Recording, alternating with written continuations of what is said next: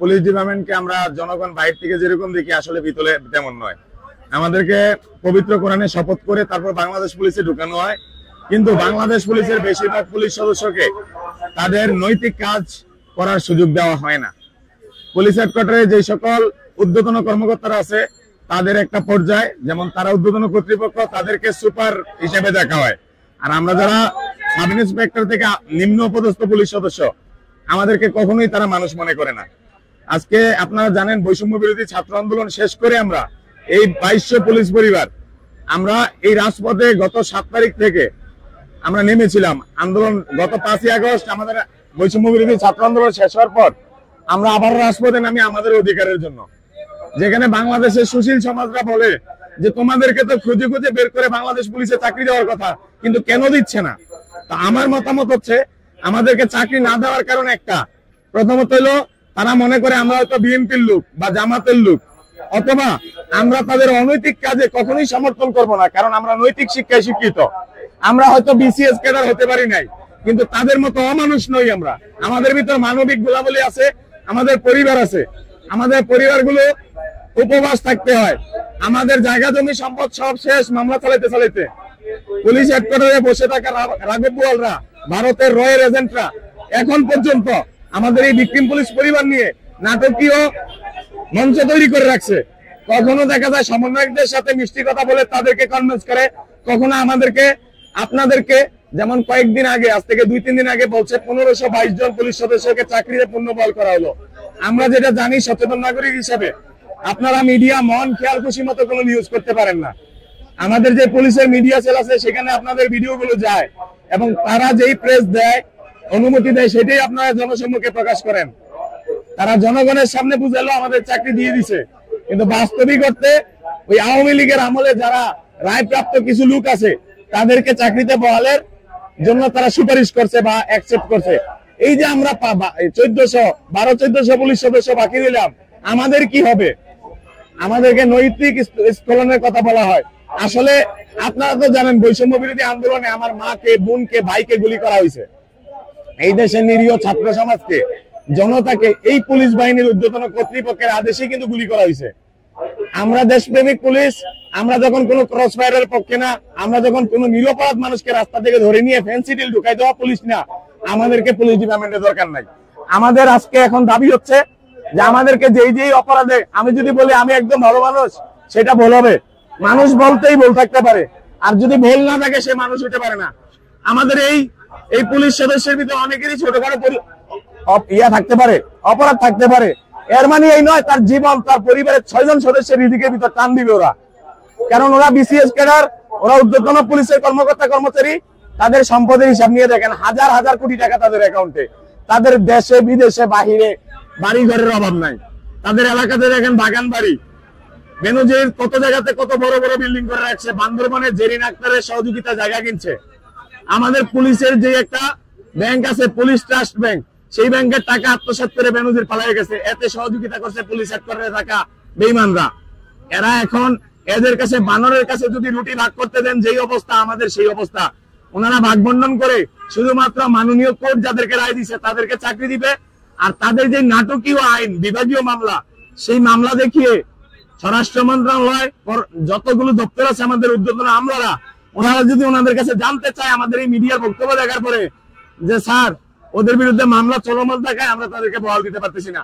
আসলেই তো কোনো মামলা নাই, আমাদের বিরুদ্ধে বিভাগীয় মামলা। এটা তারা যদি দেখছে যে আমি কোনো কারণে ভুলবশত সেলুট দেই নাই, তাও বিভাগীয় মামলা হয়। তো সালাম না দিলে যদি বিভাগীয় মামলা হয়, সেটা কিসের মামলা? এটা কোন আইন? পিআরবি যদি সংবিধানের সাথে সাংঘর্ষিক হয়, সেই পিআরবি বাতিল করতে হবে, সংবিধান নয়। কিন্তু পুলিশ হেডকোয়ার্টার তাদের নিজস্ব সংবিধান, নিজস্ব আইনকে মানে সর্বোচ্চ প্রায়োরিটি দেয়। সংবিধানকে তারা বুড়ো আঙ্গুল দেখায়, তারা সুপ্রিম কোর্টকে বুড়ো আঙ্গুল দেখায়, তারা জেলা জজ কোর্টকে কি বলে জানেন? টাকা খেয়ে নাকি আমাদের পক্ষে রায় দিছে। কত বড় দুঃসাহস হলে পুলিশ ডিপার্টমেন্টের এরকম হইতে পারে? হাসিনার দোসরদের ছাড়া এরকম দুঃসাহস বাংলাদেশের আর কোন রাজনৈতিক দলে ছিল না। তাই আমি পরিষ্কার ভাষায় বলতে চাই, আজকে আমরা এমন তিতা দেখতো, আমাদের পরিবারের মানুষরা বলে তোদের জীবনের চেয়ে কুত্তার জীবন ভালো।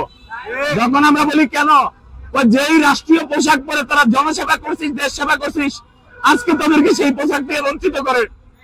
আজকে সেই পোশাক পরার জন্য তারা রাস্তায় বসতে হয়। তোদের পুলিশ ডিপার্টমেন্টের অফিসাররা ওরা কি মানুষের বাচ্চা কিনা, নাকি জালিমের বাচ্চা, নাকি হাসিনার সন্তান? আমরা কেন আমাদের এই রাষ্ট্রীয় পোশাক পরতে পারবো না? আমরা কত বড় অপরাধ করছি, কেন আমাদের সাথে চ্যালেঞ্জে আসে না? আইন কর্মকর্তা সাহেব কলম ঘুরাইতে পারে না, ওনাকে কারা বাধা দেয়? আমরা যখন আইজি, ডিআইজি, এসপি দের অপকর্ম সম্পর্কে জানি, তাদের বিরুদ্ধে মামলা করতে গেলে রানিং এসপি, ডিআইজি তারা গিয়ে কোর্টের ভিতর গিয়ে অবজেকশন জানায় যে মামলা করা যাবে না। ওদেরকে এই ক্ষমতা কে দিল? এখন আমি বলতে চাই, আমাদের চাকরির দরকার নাই, আমরা এখানে আত্মহত্যা করব পুলিশ হেডকোয়ার্টারের সামনে, অথবা প্রধান উপদেষ্টার বাসার সামনে, বাসভবনের সামনে। আমাদের মৃত্যু দিয়েও যদি বাংলাদেশ পুলিশ স্বাধীন হয়, এই দেশের মানুষ স্বাধীন হয়, আমরা সেটাই কবুল করবো। কিন্তু আমাদের ফাইনালি দাবি, পুলিশ হেডকোয়ার্টারে বসে থাকা 5 থেকে 600 দালাল, এদেরকে জাতির সামনে উলঙ্গ করতে হবে আপনাদেরকে। এবং ওই দালাল মুক্ত বাংলাদেশ গঠন করলে, পুলিশ বাহিনীকে এই রাহুল দশা থেকে মুক্ত করলে এই পুলিশ জনতার পুলিশ হবে, এর আগে হবে না। আমরা চাই, আমরা এখান থেকে আমাদের লাশ যাবে, আমরা ওই সকল উলঙ্গ বিসিএস ক্যাডার নামক দুর্জন ব্যক্তি, রাষ্ট্রের বড় সন্ত্রাস, রাষ্ট্রযন্ত্র সন্ত্রাসীদেরকে আমাদের হাতে তুলে দিতে হবে, না হলে পুলিশ হেডকোয়ার্টার ঘেরাও করা হবে, কাউকে বাসায় যাইতে দেওয়া হবে না। জবাব দিয়ে দিতে হবে। তোমাদের এত উদাসীনতা কিসের? তোমাদের কিসের এত ক্ষমতা? তোমরা বিসিএস ক্যাডার হিসেবে বলে কি বাংলাদেশের মানুষের মাথা কিনে নিচ্ছ? তোমাদেরকে এই ক্ষমতা দেওয়া হয় নাই। রাষ্ট্রীয় পোশাক পরছো, রাষ্ট্রের জনগণের গোলাম হিসেবে কাজ করবা। রক্ত চক্ষু দেখাইতে পারো না তুমি রাষ্ট্রীয় পোশাক পরে, তোমার রক্ত চক্ষুকে ড্যাম কেয়ার। মনে রাখতে হবে, তুমি যত বড় বিসিএস ক্যাডার হও, তোমার ভিতর মানবিক গুণাবলী নাই, তোমার ভিতর মানব প্রেম নাই। তুমি আমার বৈষম্য বিরোধী ছাত্র আন্দোলনে ছাত্র জনতাকে গুলি করে মারছো, তোমাদেরকে আমরা মানি না। ওই কার্ড সাপোর্ট ইউ। আচ্ছা, ডক্টর শহীদকে আপনারা বলছেন রাষ্ট্রীয় বেঈমান, এটা বলার মূল কারণটা কি বলে বলেন? তিনি কিছুদিন পূর্বে আমাদেরকে আশ্বস্ত করছেন যে আমরা নিজেরাও স্বৈরাচারী হাসিনার আমলে ভিকটিম ছিলাম, আমরাও অনেক কিছু থেকে বঞ্চিত হয়েছি। যেহেতু আমরা পোশাকটা পরছি, তোমরাও পরবা। তোমাদের 80 থেকে 90% পুলিশ সদস্যকে, দেশপ্রেমিক পুলিশদেরকে নিয়োগ দেওয়া হবে। এই কথা বলে ওই দিন তিনি বলতেছে আমরা তো আইনের বাইরে যেতে পারবো না, তো তোমরা কোর্ট থেকে রায় নিয়ে আসো। কিন্তু আমাদের কোনো ভাই ওনাকে প্রশ্ন করলো না, কোনো সাংবাদিক ভাই প্রশ্ন করলো না, আপনি কোন কোর্টের কথা বলতেছেন? যখন আমি প্রশাসনিক ট্রাইব্যুনালের 5 বছর ঘুরার পরে একটা রায় পাবো, উনি বসেই থাকে, কে রায় পাইলো 6 জন লাগাবে আমার পিছনে ওই রায়ের বিরুদ্ধে আপিল করার জন্য। এই 5-এর সাথে আরো 3 বছর যোগ হবে, 8 বছর। এক কোর্ট শেষ হলো, উনি একবারও বললো না যে আমি আপিল করব না। আপনি আপিল করেন কেন? তখনও দেখায় আইন। কিন্তু যখন আমার ভাইদেরকে গুলি করে মারছে রাজপথে, তখন তাদের কোনো আইন ছিল না। এগুলো অবশ্যই জনগণের সাথে মস্কারা করা, আমাদের সাথে মস্কারা করা। সচিবালয়ে আগুন লাগার পিছনে এই প্রশাসন দায়ী। কেন দায়ী? আমার মতে সোহেল রানা যদি সচিবালয়ের ভিতর ডিউটি করে একা, কোন সন্ত্রাসী, সচিবালয় হলো আমাদের কলিজা, আমাদের অস্তিত্ব, সেখানে আগুন লাগাতে পারবে না। কিন্তু এই দেশপ্রেমিক পুলিশদেরকে নিয়োগ দিলে ওই বিসিএস ক্যাডারদের চেয়ার থাকবে না, এমনিতেই চেয়ার থাকবে না, আপনাদের 5 থেকে 600 চেয়ার থাকবে না। ওরা কিন্তু কাপাকাপিতে আছে। কিন্তু আমার কথা হলো, দেশপ্রেমিকদের এই দেশে জায়গা হবে না। আমি একজন 24-এর মুক্তিযোদ্ধা, যারা কুমিল্লা জেলা থেকে দেখবে তারা জানে আমি কে। আমি স্বৈরাচারী হাসিনার গোলাম বাহারের বিরুদ্ধে সংগ্রাম করছি। আমি আওয়ামী সন্ত্রাসী গোষ্ঠীর বিরুদ্ধে 2017 সাল থেকে যুদ্ধ করে চলতেছি। আমি সোহেল রানাকে সেন্ট্রাল সমন্বয়ক সবাই চিনে। কিন্তু আমার আফসোস, আক্ষেপ, আমার ভাইরা আমাদের পাশে না দাঁড়িয়ে রেলের লোকদের পাশে গিয়ে দাঁড়ায়, ইফতেদায়ীদের পাশে গিয়ে দাঁড়ায়, যারা বৈষম্য বিরোধী আন্দোলন করে নাই। কিন্তু আমার 2200 পুলিশ বৈষম্য বিরোধী আন্দোলন ছিল। কিন্তু বিজিবি তারা অনেক নিষ্পেষণের শিকার, জেল কাটছে, তাদের পিছনে দাঁড়াইছে, আমি শান্তি পাইছি। আমার বাবা একজন বিডিআর সুবেদার মেজর।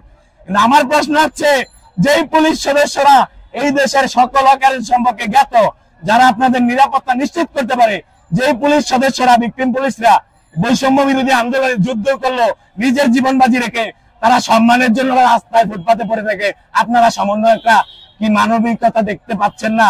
ডক্টর মোহাম্মদ ইউনূস আমাদের প্রধান উপদেষ্টা, আপনারা কি শুনেন না আমাদের আক্ষেপ শুনেন না? আপনারা কেন আমাদের সাথে একাত্মতা প্রকাশ করতেছেন না?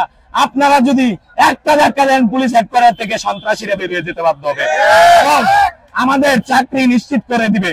এমনকি আমার দাবি থাকবে মানবিক দিক থেকে, যে আমাদের পুলিশ সদস্যদেরকে 2017 সাল, 15 সাল, 14 সাল থেকে যেভাবে সরকারের জনগণের দায়িত্ব পালন করার যে সুযোগ ছিল সেটা থেকে বঞ্চিত করছে। আজকে যদি আমি রানিং চাকরিতে রাখতাম, আমি অ্যাসিস্ট্যান্ট সাব ইন্সপেক্টর থাকতাম, আমার যোগ্যতা থাকা সত্ত্বেও আমাকে বঞ্চিত করা হয়েছে অন্যায়ভাবে। আমরা তার প্রতিকার চাই। মুক্তিযোদ্ধা সনদ সংক্রান্ত গেজেট বল, সেই গেজেট যদি বলা হয় সেটার দায়িত্ব হলো মুক্তিযোদ্ধা মন্ত্রণালয়ের, আমার দোষ না। সেই দোষের দায় তারা নিবে, তাদের তত্ত্বাবধায়কতা বল থাকলে সেটার দায় নিবে তারা, আমি কেন?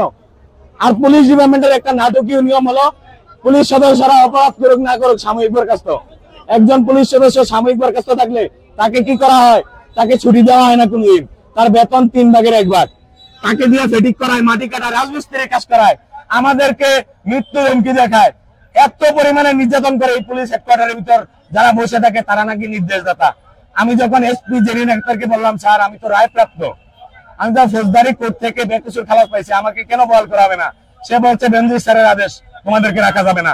তাহলে বেনজির হলো বাংলাদেশের কুখ্যাত বিখ্যাত সন্ত্রাসী খুনি, সে হলো জঙ্গি সংগঠনের একজন।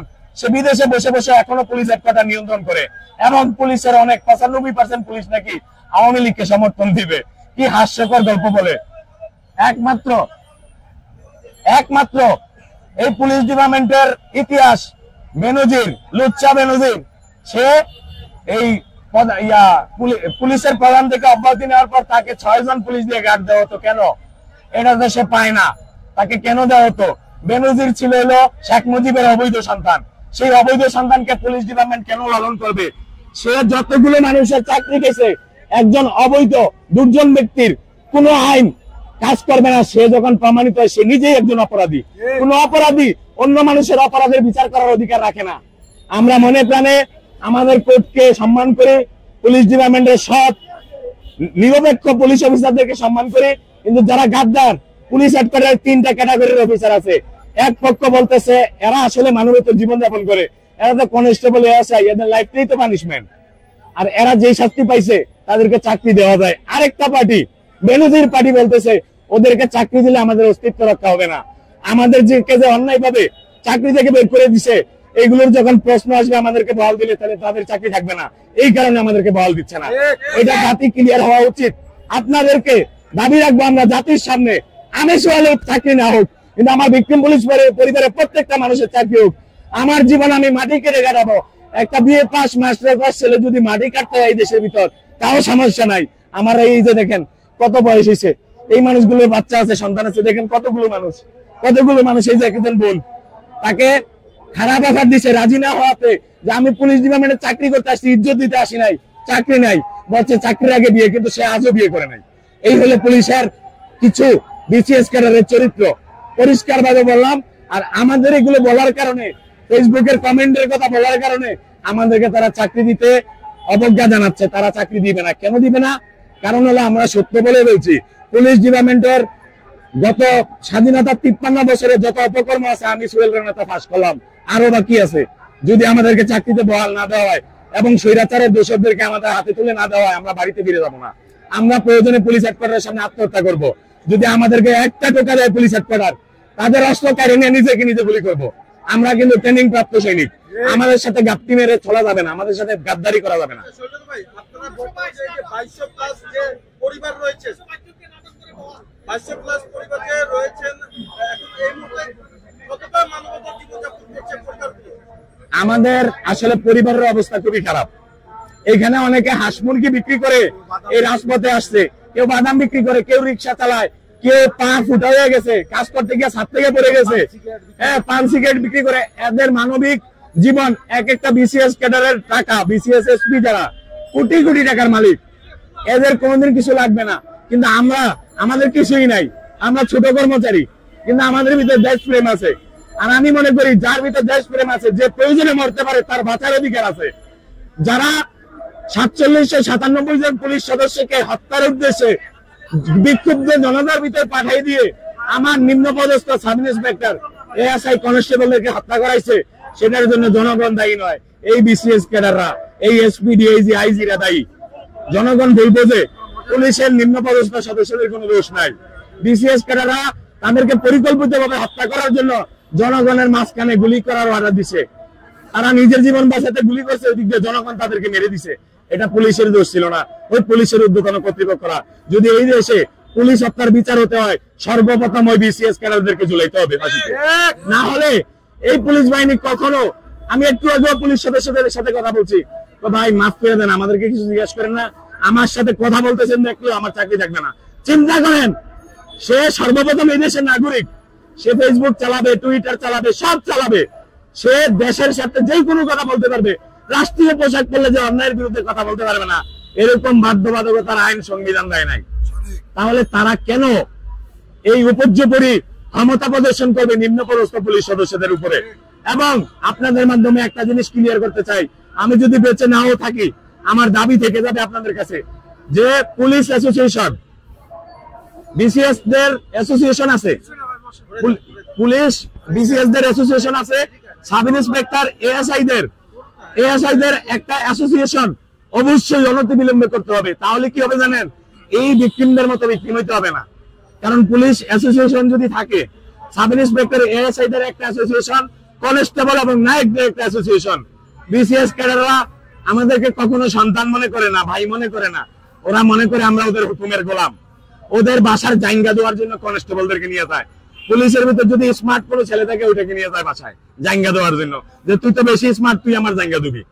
আর মহিলা এসপিডিএজি যেগুলো আছে, এদের রাতের বেলা পাউটি মানার জন্য মহিলা কনস্টেবল 2020-এর বেশ বান্দরবান জেলাতে কর্মরত ছিল এসপি জেরিন আক্তার, শেখ হাসিনার মেয়ে, সে এখনো এসবি তে কর্মরত আছে।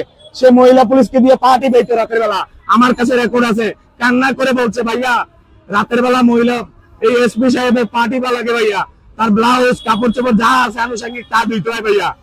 তারা জামাই বউ একসাথে ঘুমায়, সকালবেলা কাপড় ধুতে হয় মহিলা কনস্টেবলকে। কেন? ওরা কিসের বিসিএস? এদের মতো বিসিএস কে আমি নিকুতি করি। I challenge this BCS cadre. আমার পরিষ্কার কথা, বিসিএস ক্যাডারদের উপর্যুপরি ক্ষমতা দেওয়া যাবে না, তাদেরকে লাগাম টেনে ধরতে হবে। তারা বিসিএস হয়েছে বললে যে তারা রাষ্ট্রের কর্তা হয়ে গেছে এমন না, তাদেরও জবাবদিহিতা রাখতে হবে। এবং আপনারা সাংবাদিকরা কখনো ভয় পাবেন না, ওই বিসিএসরা হাসিনার গোলাম, যারা পুলিশ হেড করে বসে বসে মানুষকে মারার প্ল্যান করে, কখন কাকে গুম করবে, যেমন আমাকে ধরার জন্য বহুত চেষ্টা করতেছে, যে কোনো টাইমে ওরা গুম করবে, আমি খবর পাইছি। ওরা যেমন গোয়েন্দা, আমার গোয়েন্দা কম নাই। পরিষ্কার ভাষা বলতে চাই, আমি সোহেল রানার চাকরির দরকার নাই, কিন্তু আমার ভাইদেরকে চাকরির আওতায় আনতে হবে, তাদেরকে চাকরি দিতে হবে। যদি এরা চাকরি করে, সমন্বয়কদেরকে কেউ হত্যা করতে পারবে না, এই দেশের দেশপ্রেমিক জনগণ মরতে হবে না, কেউ গুম হবে না, অপহরণ হবে না।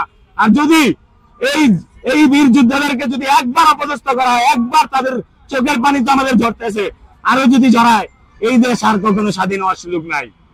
আমার বাবা বলছে 71-এ যুদ্ধ করে আমরা দেশটাকে স্বাধীন করতে পারি নাই, যা বাবা এবার স্বাধীন করে, এই জন্য আমরা 24-এর যুদ্ধ করছি।